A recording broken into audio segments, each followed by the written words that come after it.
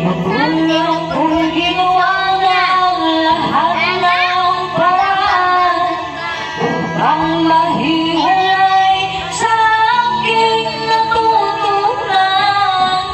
Subalit iniwan kasi ibinigay ng marami